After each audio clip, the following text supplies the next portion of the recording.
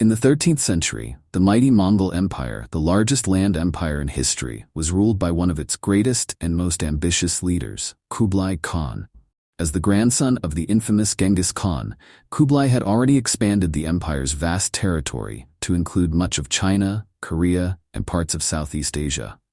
But his ambitions didn't stop there. Kublai Khan set his sights on a distant land that had long remained isolated from the rest of the world: Japan.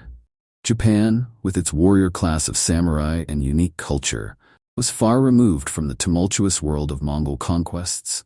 But to Kublai Khan, it was a valuable prize, and he believed that the Japanese should recognize his authority as Great Khan. In 1266, Kublai Khan sent his first diplomatic mission to Japan. His message was clear. He demanded that the Japanese emperor submit to Mongol rule and pay tribute to avoid conflict. But Japan's ruling class, led by the Kamakura shogunate, had no intention of submitting to foreign domination.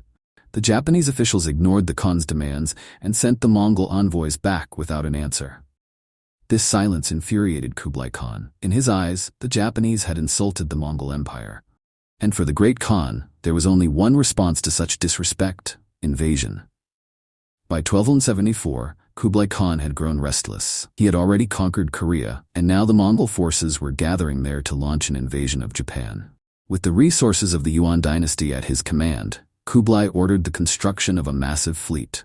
His army would be composed of not only Mongol soldiers, but also Chinese and Korean forces, making it a multi-ethnic invasion force equipped with advanced weaponry and gunpowder. The Mongols had mastered the art of war. Their cavalry tactics were feared across the world, and their use of gunpowder bombs gave them a devastating advantage in siege warfare.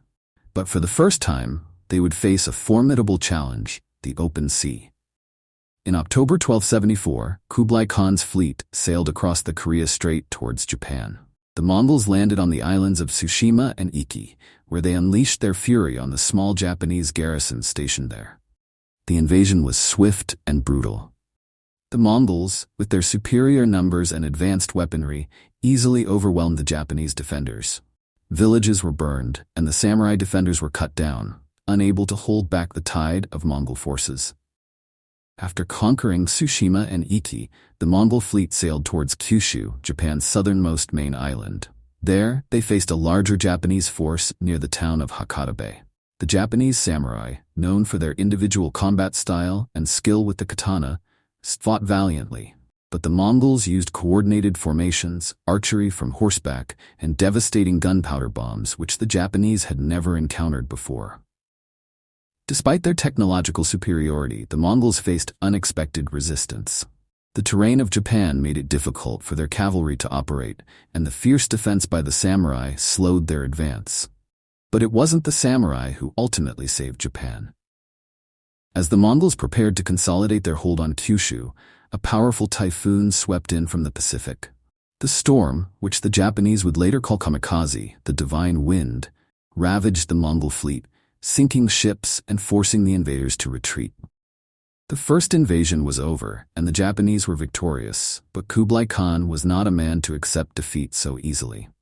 After the failure of the first invasion, Kublai Khan was determined to try again. He spent the next several years building an even larger fleet and gathering more soldiers from across his empire. By 1281, he was ready for a second invasion. This time, Kublai Khan assembled two massive fleets, one from Korea as in the first invasion, and another from southern China. The Japanese, knowing that another invasion was imminent, had spent years preparing their defenses. They built stone walls along Hakata Bay to prevent the Mongols from easily landing, and the samurai warriors were ready to defend their homeland once more. In August 1281, the Mongol fleets converged on Japan. The invaders attempted to breach the walls at Hakata Bay, but the Japanese defenses held firm. For weeks, the two sides fought a bloody stalemate, with neither able to claim victory. As the battle dragged on, the Mongols became desperate. Supplies were running low, and the summer heat took its toll on their troops. But once again, it was nature that would decide the outcome. Just as in 1274, a massive typhoon swept in from the sea, striking the Mongol fleet. The winds and waves destroyed hundreds of ships and drowned thousands of Mongol soldiers. The remnants of the invasion force were left in disarray, with no choice but to abandon their campaign and retreat. After the destruction of his fleet in 1281, Kublai Khan never again attempted to invade Japan. The Japanese saw the typhoons as a sign of divine protection. The Kamikaze